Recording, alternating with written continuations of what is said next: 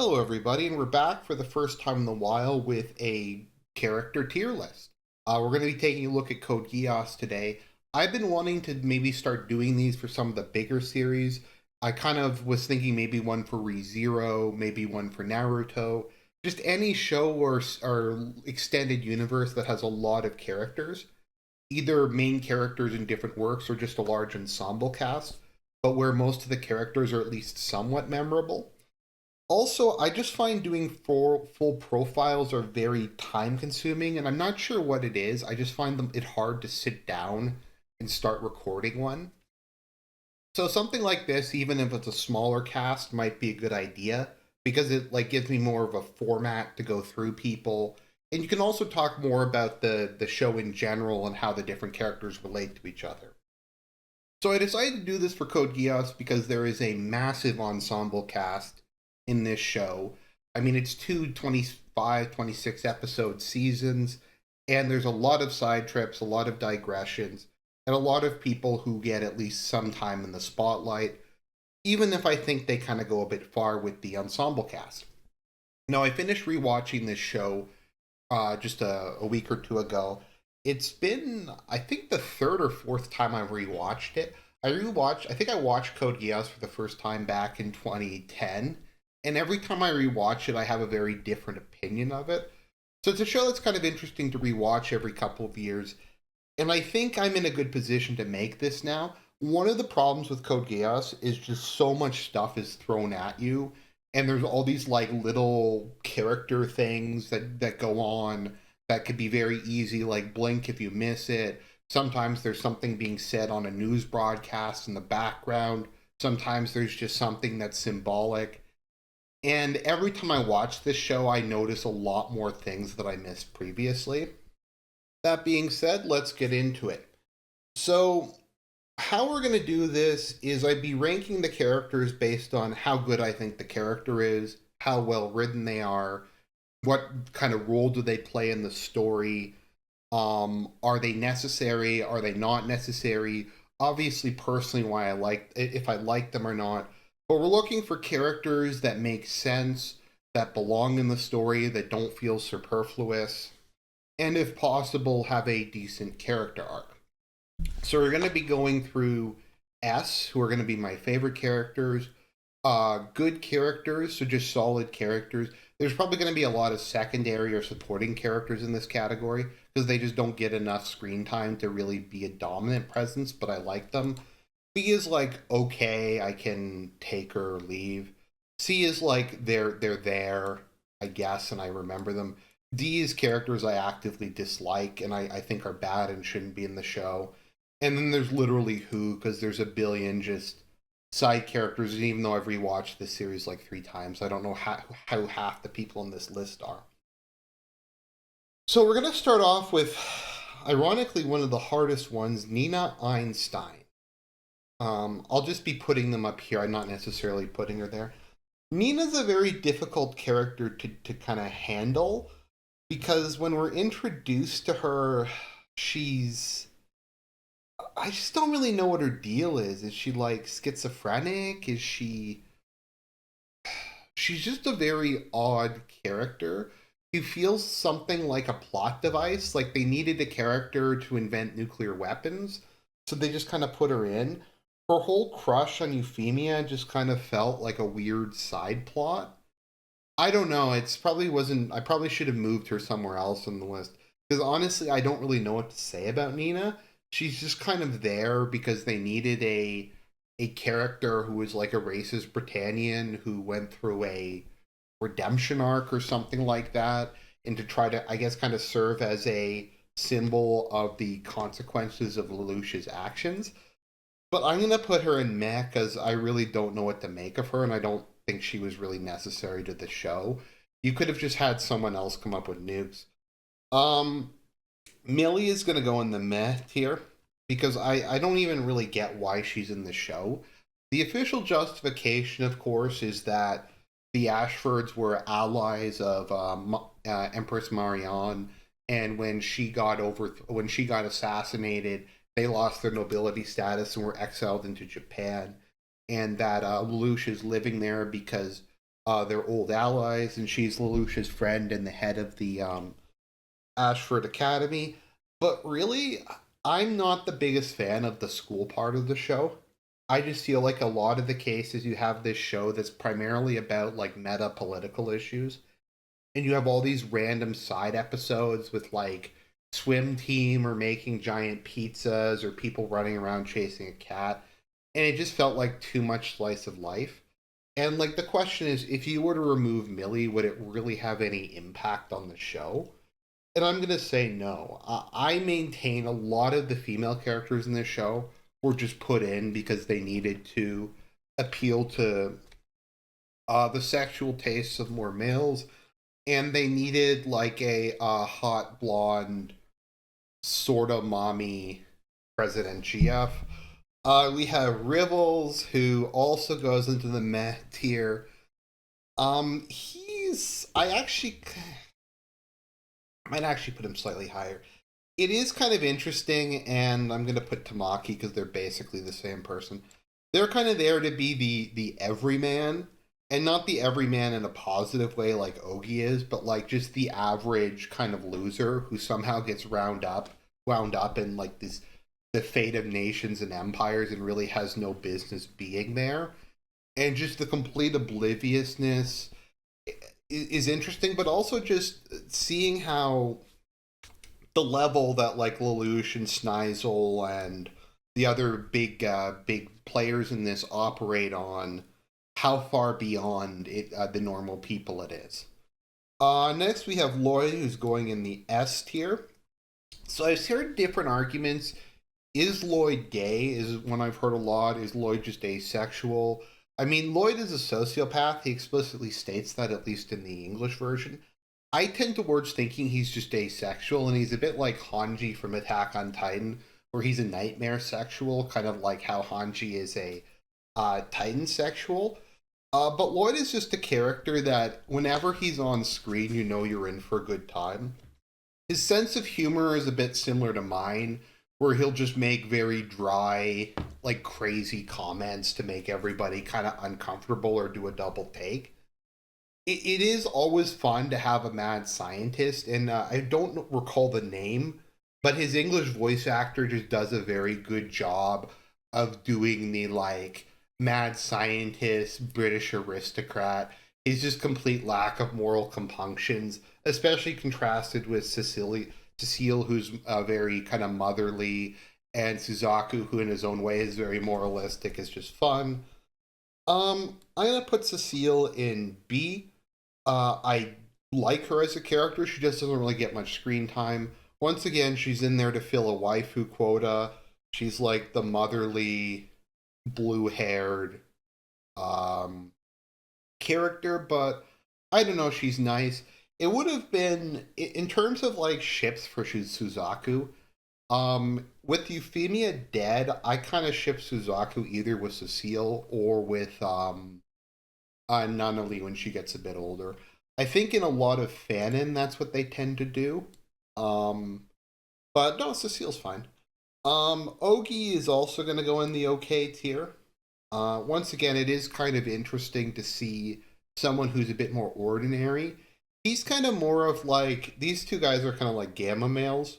He's more of kind of a delta male, just kind of like the salt of the earth, the average people upon which society rests. If you don't have just kind of stable guys who have it together, like Ogi's ultimate dream seems to be like Japan becomes independent, he gets a blue collar job, he has a wife and kids, and he's just happy with that.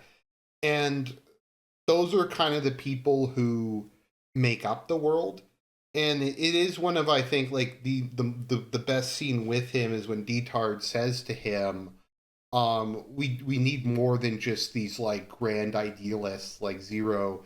We need people who are actually able to do things and to get stuff done. And so I like him for that. Detard is an interesting. I actually have no idea where to put him. Um, it depends if we want to view him as a serious character or as kind of a satirical character. I think I'm gonna put him in the okay tier. He's kind of an edgy 4chan poster who's somehow also a Chad. and is like got into a big position in media.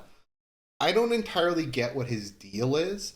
My understanding is he's a bit like Jack Black's character in Hong Kong, or maybe Elliot Carver in Tomorrow Never Dies, where he just wants to create a spectacle and he's all about just the desire to tell the best story possible and to manipulate the public. But beyond that, he's just kind of a complete sociopath. If I was Lulu, I wouldn't have trusted him for a second. Okay, next we have Lady Kaguya. Now, I maintain she was put in to fill two different waifu quotas. She was put in for the lolly fans, but also put in for the, what is the term? Nakagashi Yamato, the traditional Japanese beauty fans. So they kind of took the lolly and the traditional Japanese beauty and they combined it into one character. I find her to be basically completely superfluous to the show. I think you could remove her digitally and it would make absolutely no difference. What I think might have been more interesting is if she was the last claimant to the Empire of Japan. Like she was the last member of the House of Yamato or something, and she wanted to marry Zero and have him as her consort and restore the Japanese Empire. I just kind of feel like there was no real story arc for her, and I don't even really know why she was in the show. Okay, next we got Rakshata. I like Rakshata a lot. Obviously, she's a solid mommy GF, but she serves as a very good counterpart to Lloyd. I kind of like her laziness, like how she's always lying all over the place. She's always smoking like opium or weed or tobacco or something. But I kind of like the idea that you have these two people on the opposite sides. You have Lloyd and her, who are both very amoral, who are both just concerned about their nightmares and seeing technological advance, and they view the whole thing as a kind of a struggle of minds between the two of them. And she's just a character who's always nice to see, both aesthetically. Once again, you have to fill out the waifu quotas by having the dark skinned woman with the blonde hair. It's we have to have every possible person. We already fulfilled the mousy girl with green hair. We have the lolly Japanese woman. We have the Aryan goddess, and then we have, I guess, the other Aryan goddess, the Indo-Aryan goddess in Rakshata. But no, I like Rakshata. She's always fun to have on screen. She also made the Gurren, which is my favorite nightmare. So here we go. We have General Colonel or General Toto. I'm gonna put him into A. I like Toto. He is basically everything a Japanese soldier and a samurai is expected to be: honorable, dedicated, with no fear of death, and willing to commit himself entirely to his master's cause. He also just looks like, if you were to try to picture like samurai general in your mind and like put it on a magic card, I think Toto is more or less what you would expect from it. I always found his presence in the Black Knights kind of interesting because he is very much kind of like of that older generation of Japanese nationalism, and he feels kind of out of place. But on the other hand, I think his sense of honor makes him like being able to be a knight for justice and not having to do the stupid terroristy shit. We're gonna throw up Sayoko now. I like Sayoko a lot. Once again, we're getting our waifu quota in because this is Code Geass. But no, I just like Sayoko. Ninja maid trope is always just a lot of fun. I like her as a character. It's nice in the show when you have characters who are kind of fairly simplistic in terms of their worldview, because you have so many people who constantly go back and forth about the greater good or the fate of empires.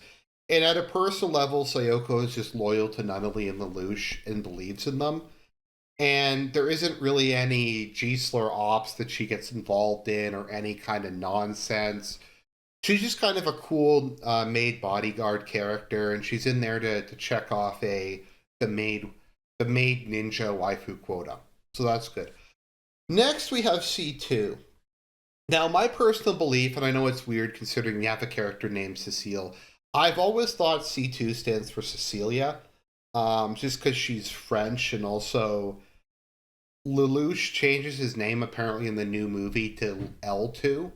So I'd imagine it's a contraction of some name that has two C's in it. But I digress. C2 is someone I find very, very difficult to place. So in general, when you get into like online discussions of this show, you have like Team CC and Team Kalen, and they often will kind of take shots at each other because they're like the two major ships.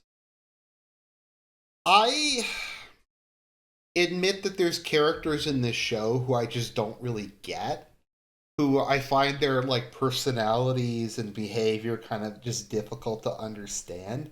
And I kind of put C2 in this category because she kind of goes from being just very like cynical and uninterested to be very like teasing and flirtatious to be very like suicidal and tired of life. And I guess you could say she's just kind of a complex character, but I feel she almost more than most characters in this series is just there for plot contrivance. Like she'll just show up to give Lelouch Geass, or she'll show up to save the day, or she'll somehow give him his memories back, or just kind of all sorts of other things. And I don't know, I've just never really been a fan of her. I've never found her particularly interesting. You know, I'm gonna downgrade Detard too, meh. Um I've just never found her very interesting. She's never been one of my favorite characters. I find her presence more irritating than anything. Schneisel. Schneisel is probably for me, and I was talking about ambiguous characters, the most ambiguous character in this show. I can't tell what his deal is. Is Schneisel a sociopath? Is he a megalomaniac? Is he legitimate in his concern, like that he wants to build a gentler, happier world? Does he want power? Does he not want power? Because a lot of his rhetoric is very at odds with his actions, and it's just very hard to make sense out of Schneisel. Because when we're introduced to him, he seems like he's this power hungry, like the dark side of Lelouch, who wants to inherit his father's throne and wants to complete his great work of unifying the world through military might. And if anything, he tries to overthrow his father on the grounds that his father is not committed enough to the military expansion of Britannia, and is off presenting random nonsense. So then he kind of ultimately tries to come up with the exact same plan that his father comes up with, except instead of being like this kill God thing to bring about a gentler world, he's going to build this like space fortress and use mutually assured destruction. And like, I wonder, is Schneisel doing this because his ego wants him to be the god of the world, and that being the Emperor Britannia isn't enough? Does he legitimately believe in an extreme form of utilitarianism, where this is the only way to bring about peace, and that I honestly don't really know, but I think Schneisel does serve as a good foil for Lelouch, in that he is very similar but also very different in a lot of ways. And it would, I'm not sure Schneisel has his own spin-off. It would be kind of interesting to see the story from his perspective. But I think one of the things that makes him interesting as a character and difficult, but also kind of frustrating, is it's so hard to kind of see into his mind and see what his motivations are. For a lot of the other characters, I think it's a lot easier, even if they have very complicated and bizarre thought processes like Suzaku. You at least can tell what the thought process is. Okay, Princess Euphemia. Euphemia is gonna go into good. I like Euphemia. She's a nice girl. I always appreciate, I feel sometimes it's nice in series, particularly stuff like Code Geass, where there's so many different layers of moral utilitarianism and cynicism and people just being like complete sociopaths, to have someone who has a pretty gentle, I'd say kind of normalish, like what the average person's, um, or at least the average decent person's moral worldview is. It's also kind of nice to have a Britannian character who's not a complete monster, and to kind of add a bit more variety into the villain side. She also, once again, she checks off the innocent, naive girl.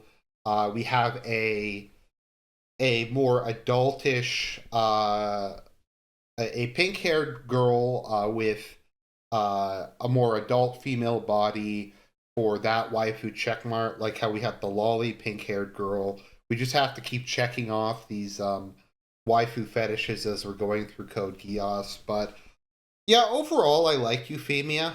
Um, she also is kind of serves as an interesting contrast to Lelouch, because to a certain extent, I think their hearts are in a similar place. She just doesn't really accept the idea that the ends justifies the means. Whereas the Lucia's entire worldview is based on the idea that the ends always justify the means. So I like her. Her and Suzaku were very cute together. I think her death was really lame. I'm not gonna hold her death against her though, so she's gonna stay at A tier. Cornelia is gonna go into meh tier. She's just kind of, I don't even really know if she's necessary. I find her character really weird because I can't tell if she's supposed to be like an ultra reactionary Britannian like hardliner, or if she's not supposed to be. And then she goes through her weird character arc when Yuffie dies and goes insane. I just find her very like, partially she was obviously just put in the show because she has huge boobs and she fulfills the witch, ice princess, ice queen, mommy dommy GF archetype, which they needed to put in, and so Cornelia I think was invented largely for that purpose. But I just don't find her like a particularly interesting character. Um, she just kind of takes up space as an intermediate villain until Schneisel shows up and until Charles becomes more relevant to the plotline, to try to create someone who's like moderately competent for them to go up against. Actually, I'm gonna put her down. I'm not a big Cornelia fan. I'll put her knight Guilford next to her. Guilford's okay. I don't really have any issue with him. He's just your basic. I'm loyal. I'm like the most loyal person who's ever lived. I'm obviously a simp, but to be fair, like there's different levels of simps. Like if you simp for Cornelia, who's like this, I don't know, is purple hair Aryan, who's like this goddess of victory, who's super hot and is like one of the best pilots and is one of the closest heirs to the throne. Like if you simp for her, that at least makes sense. Whereas if you're like the main character from Rent a Girlfriend and you simp for like some like prostitute who you're paying to pretend to be your girlfriend, that makes you pathetic. So at least his like simping priorities are in the right place. So I'll give him a lot of credit for that. This dude, I forget, I don't even remember who he was. He looks familiar. I think he's one of Cornelia's royal guards. Okay, we have Lee Zinke. I'm gonna put him into okay tier. I didn't really mind him. I didn't really like the Chinese Federation subplot. It just seemed very rushed to me that they like, okay, we're gonna abandon Japan. We're gonna go to a different country now. We're gonna have this whole like political intrigue with the eunuchs and the Forbidden City. Season two just kind of felt very rushed to me. I know they had 26 episodes, but I feel like they didn't necessarily set up enough in season one, and they were kind of rushing to try to get through the story. And as they were going through, they just kept rapidly expanding the whole thing. So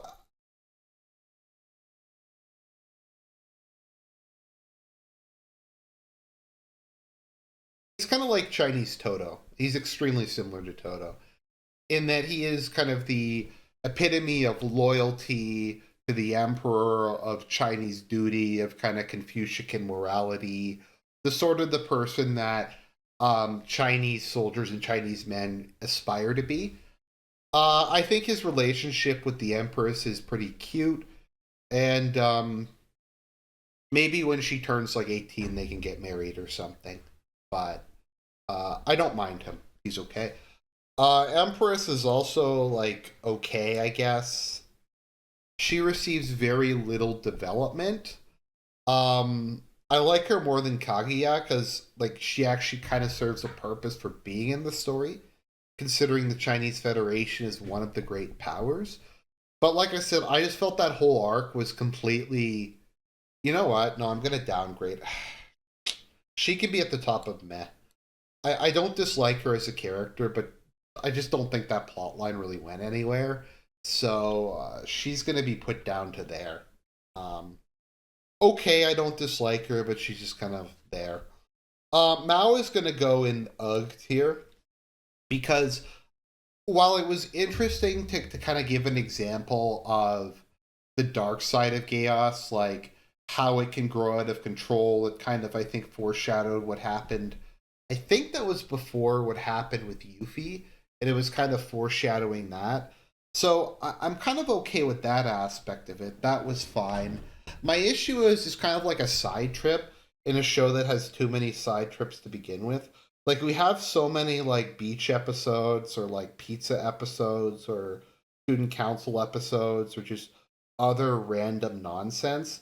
Did we really need like another couple of episodes that didn't really have any relation to the meta plot and was just kind of Lelouch going up against like another Geass user?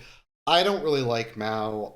We have Gina Weinberg, who's going to go into the meh category. He was created because they needed a knight of the round. They just kind of made this like generic Aryan cocky fighter race. I will give him credit 'cause he obviously has a crush on Kalen, so at least he has good taste. But he's just kind of there. Um, I don't really have much to say about him. He's just present. Most of the knights of the round are just kind of present. It's as I said, it's one of my big issues with this show is they just introduce so many random side characters that don't get any development. He's like okay though. As like I feel like he got too much screen time to be a completely just one-off side character, but not enough to really develop him. And this brings us to, appropriately enough, my favorite character in Code Geass, Kalen Kozuki, which I don't know if people would find surprising or not, but I've always liked Kalen. I think she's more or less always been my favorite character, regardless of when I've watched it. She reminds me very much. The description of the Attack Titan on the Attack on Titan wiki is the Attack Titan has always fought for the freedom of Eldia. And I find Kaylin fits that description very well. She's just always fought for freedom, regardless of the context, be it the freedom of her country, the freedom from despotism, the freedom from slavery, from just kind of external control.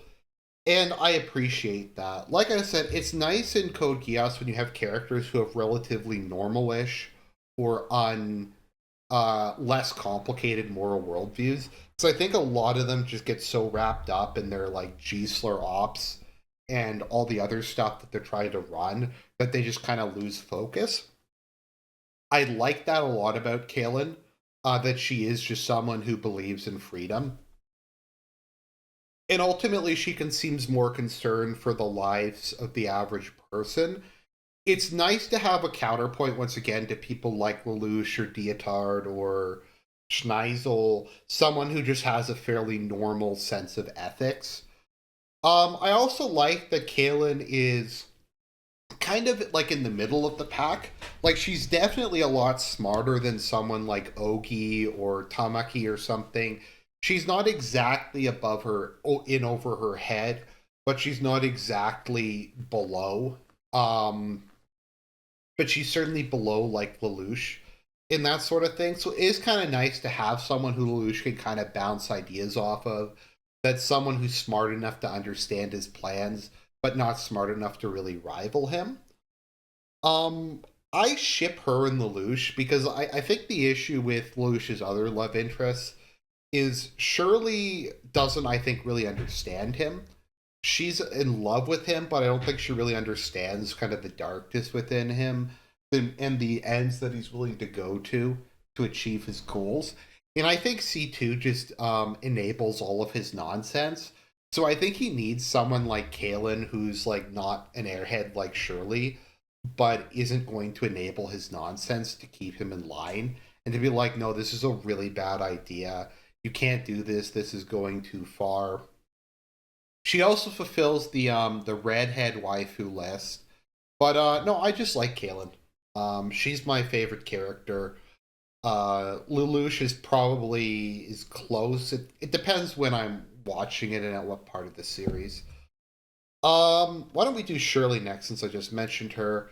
I'm gonna put Shirley in the UG tier. I just she feels like another unnecessary character. Like I said, I don't really like the whole student council thing and the whole student council episodes. Um, I don't think Shirley fundamentally understands Lelouch, or rather, she doesn't. I think understand the that there's two sides of him.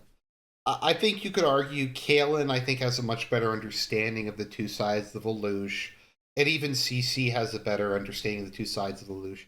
I think she sees him only in terms of his how he is in his personal life, but not really what his ambitions are, the way he looks at the world, that sort of thing. She's just kind of someone who's hopelessly in over her head. Um, she can't. She's in no position to understand or tangle with the big boys. She's not even someone like Tamaki, who can, like, at least as a soldier. She's just kind of present. I don't think Lelouch ever, regardless of the circumstances, would have wound up with her. They're just too fundamentally different, and I don't think they really complement each other at all. And it would just be a really negative, toxic relationship, as it were. Anya's gonna go into UG. She was just put in there because they wanted more lolly, and as a plot device, and because we can throw in something new and creative with this character with no short term memory who just has to take pictures of everything. Oh, but she was there when Marion died, so we can put Marion's mind into her and have that random side plot that goes nowhere. So yeah, she's going into the UG too. So Charles, we're gonna say, are we gonna say Charles in season one or Charles in season two? I'm actually gonna say my issue with Charles is that they tried to, like, turn the plot.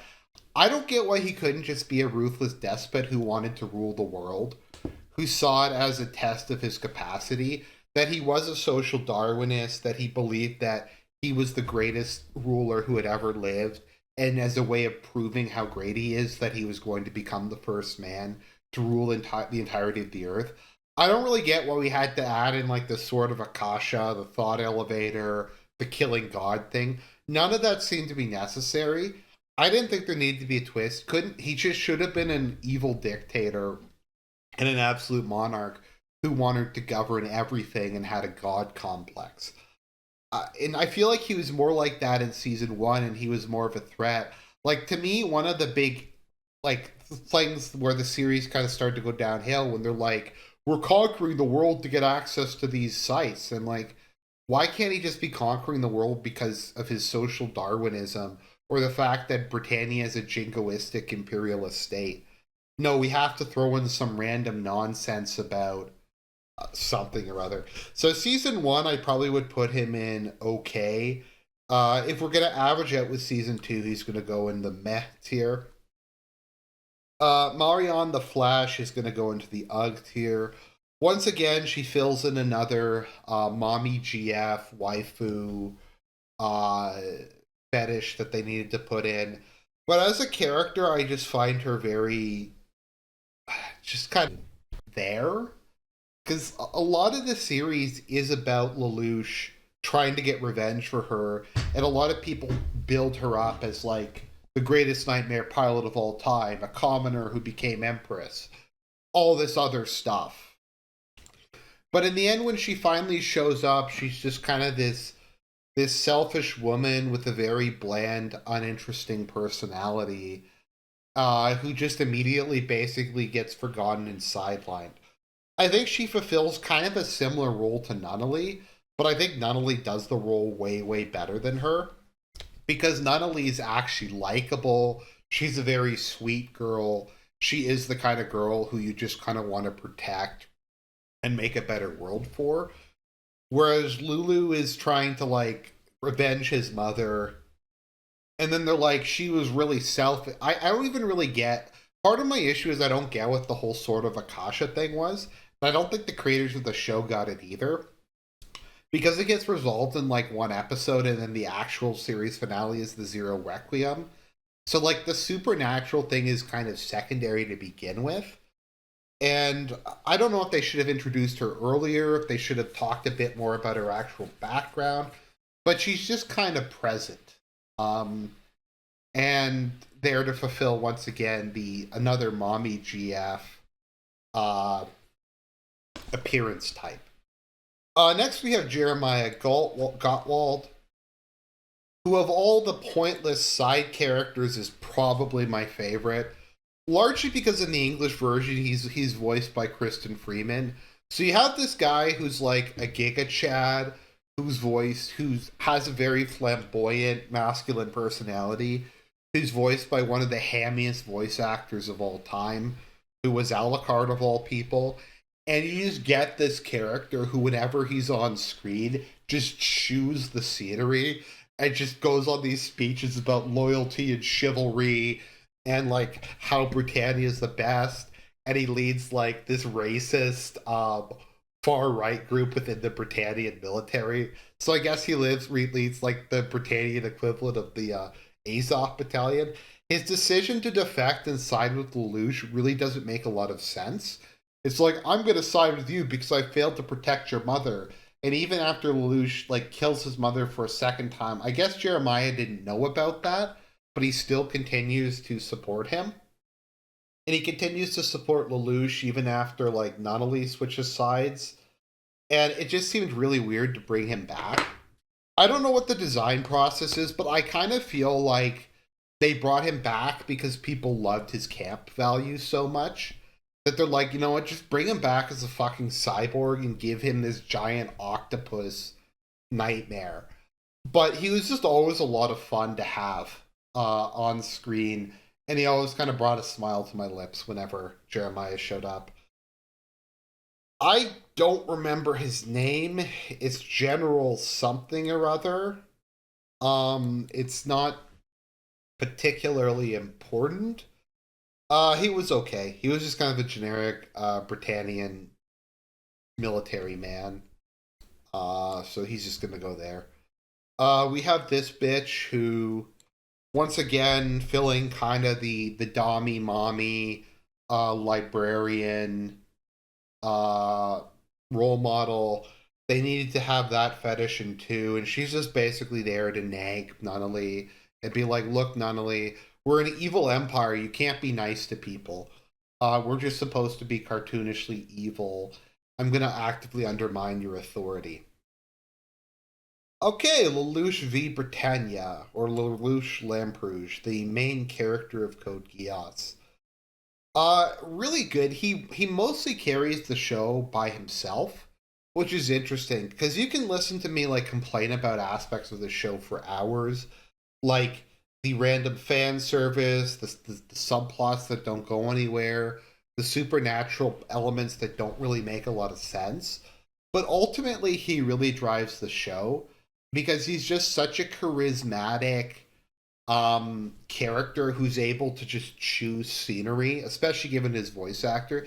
He just chews up scenery whenever he's on screen and just takes everybody else's lunch.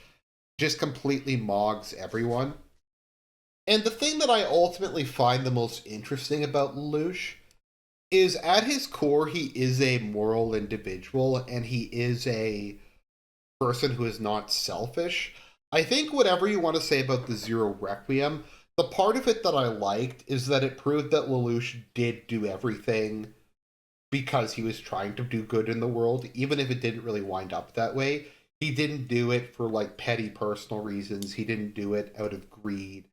And you do see a lot of development with him as a character as time goes on. It starts off with him just wanting to do it for his sister, but then his sister's not really present anymore. And then later on, people like start to explain to him.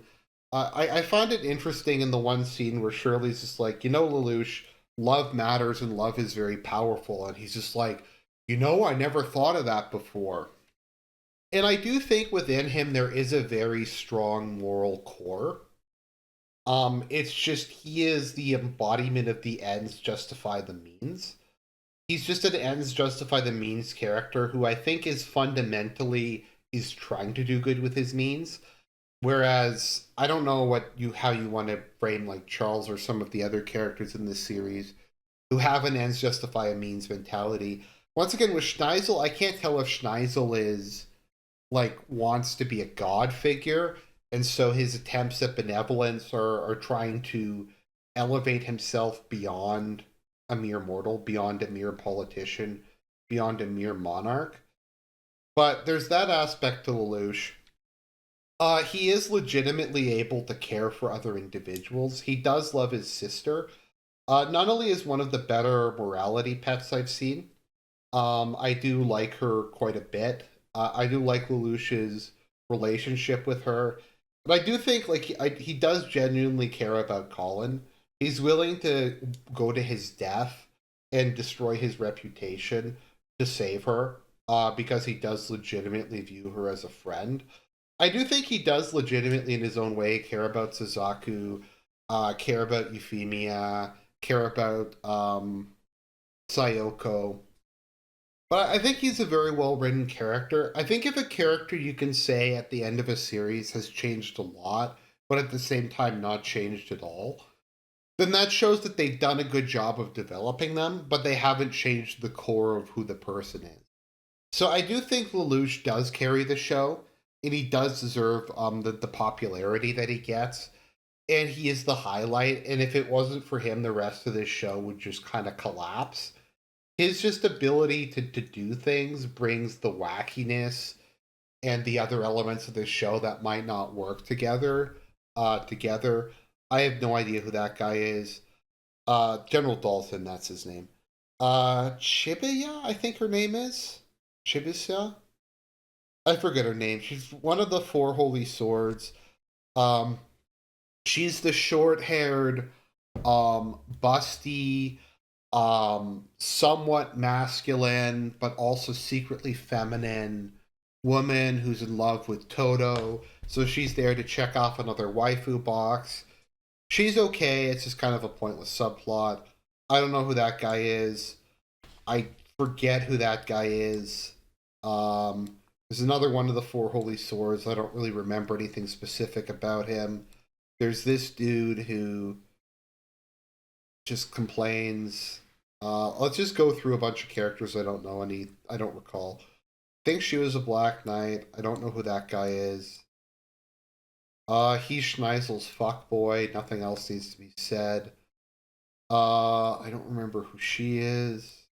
Okay, let's just get through a bunch of these. I don't remember. Like, the eunuchs are collectively just kind of drawing a blank. So they're kind of one amorphous blob of dicklessness. So we're just going to go through and we're just going to clear out all these random side characters.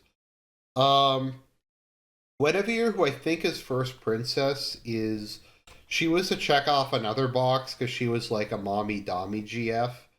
So I'll put her in meh for that reason because she has a nice character design. We have another waifu box. We have that girl. We have another waifu. We have another waifu. We have the mousy girl.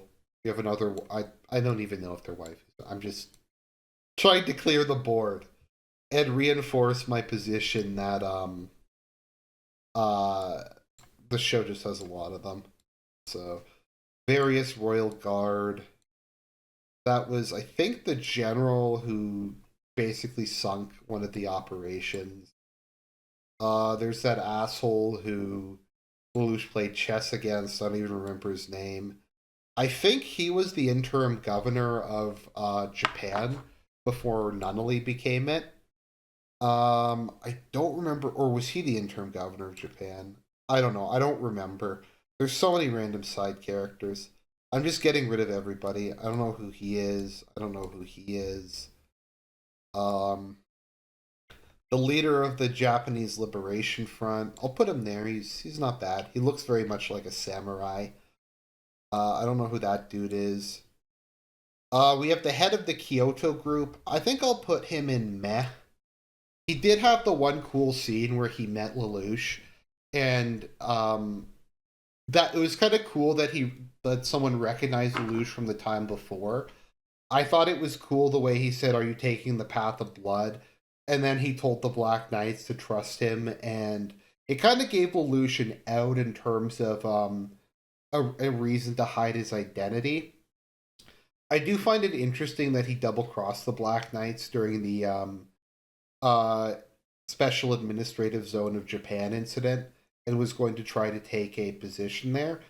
I'm not sure if that really made sense or not, but he was not really developed. He was just kind of there, but he's a big enough character to like actually be on the list. Okay, so we're getting down to the wire. Clovis is going to go into the meh tier. He's only in it for, I forget if he dies in the first or second episode. He's really a non entity. He just seems very much like a generic Britannian prince, spoiled, sociopathic, with little care for the lives of his men or the lives of the people that he's supposed to rule over. Lelouch, he's really kind of the first moral event horizon of Lelouch. Although, once again, I feel for the vast majority of the people that Lulu kills are either combatants or scumbags who deserve it. He was the enemy commander of a battle that saw him massacring civilians. So I don't really have any sympathy for him, and Lulu is probably justified in killing him. The only real question is just that it's fratricide. But other than that, I don't think there was necessarily anything wrong with um, him killing him. Suzaku! Suzaku. I hate this character. I hate Suzaku. I hated him the first time I watched this show, the second, third, and fourth time I watched this show. He's incredibly hypocritical, morally inconsistent, self-righteous, unwilling to listen to advice, willfully blind, unwilling to take moral responsibility for anything he does. And yet, in terms of writing, I think ultimately he is a very well-written character.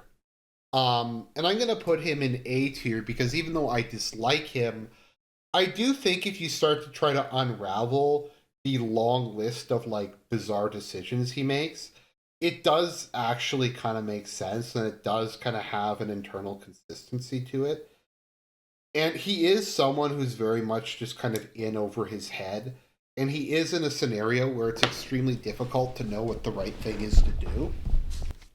It's interesting because he's someone who claims to be against the utilitarian ethics of Lelouch, but he operates in an extremely utilitarian fashion. Like he kills his father to prevent the fighting of a pointless war that would just lead to Japan's destruction. He joins Britannia and serves at the front as they are able to conquer and enslave the people of the European Union.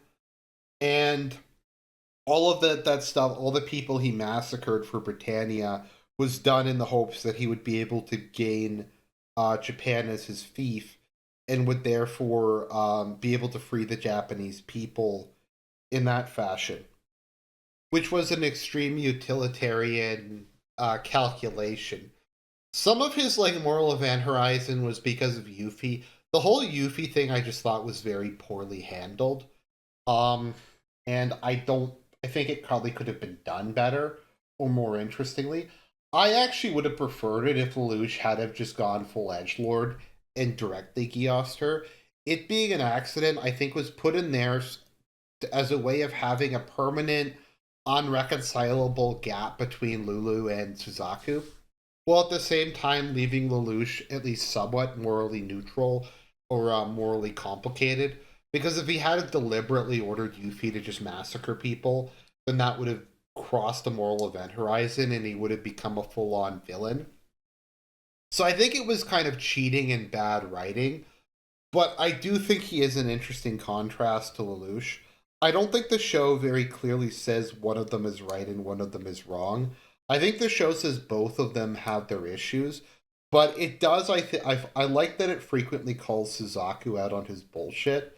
In particular, Bismarck Wallstein just says you constantly betray everybody around you. Um, and when Suzaku tries to become an edgelord, he's just like, dude, you're just not good at it. You're just kind of a whiny teenager. Um, I do think when Nunnally comes of age, like in a couple years, they might be a good couple.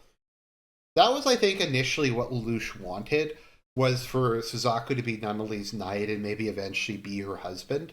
So she would have a strong figure to watch over her. But Suzaku is a good character.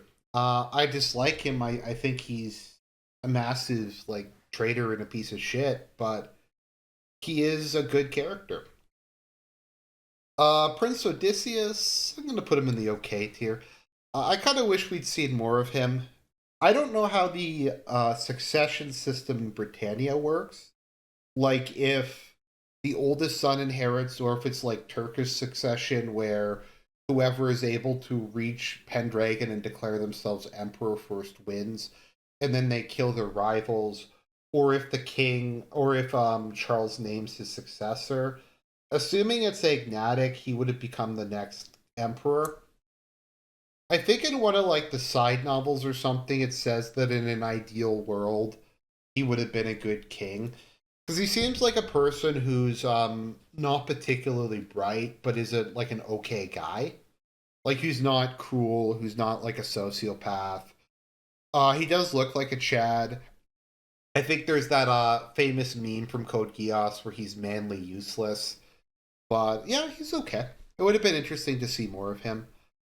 Nunnally. So I'm gonna actually put Nunnally into S tier. She's a character that's really grown on me over time. Well, at a certain level, her just extremely naive way of looking at the world, where everyone just has to be kind and gentle and pacifistic, and that'll somewhat resolve itself, is obnoxious. Given just the immense buckets and oceans of blood that are spilt during this series, seemingly to no result, you have so many times in the show where people turn on each other, people slaughter each other, innocent lives get wrecked. And a lot of the time, it doesn't even really achieve anything, it just goes back to the status quo. Or is inconclusive. She does kind of have a point.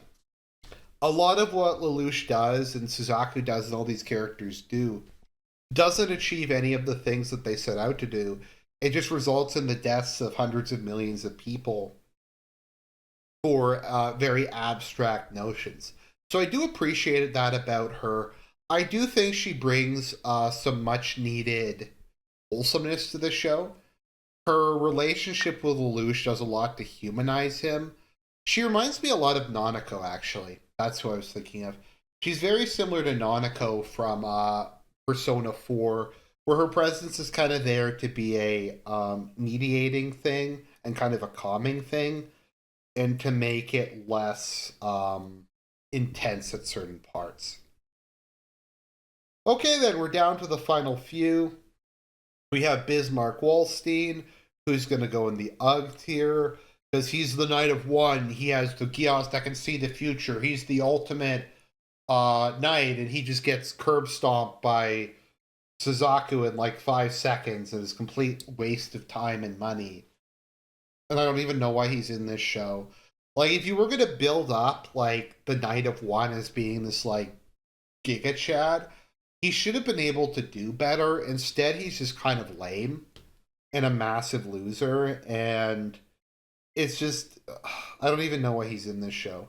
He was built up and then it was just a complete, like, paper tiger. Rollo, voiced by Spike Spencer. I'm going to put Rollo in the good tier. I don't mind Rollo. He had an interesting character arc. I don't know if it really made a lot of sense. How he went from just being a sociopath to being Lelouch's little brother. I do kind of feel a bit bad for him. At the same time, people who are like, oh, Lelouch is a bad person for trying to get him killed. Keep in mind, Rollo's a sociopath who's been used as a secret police officer who's probably killed thousands of innocent people in his time. Like he just kills people randomly um in a take no prisoners scenario. He also kills Shirley, who even if Lulu wasn't in love with her, he did value her as a friend, and he carries immense guilt for that. So I think it's very understandable why Lulu wants to kill him, and I don't think he's a bad person for wanting to kill Rollo. That being said, Rollo is a character I like. He's another interesting um, foil for Lelouch and kind of a foil for Nunnally.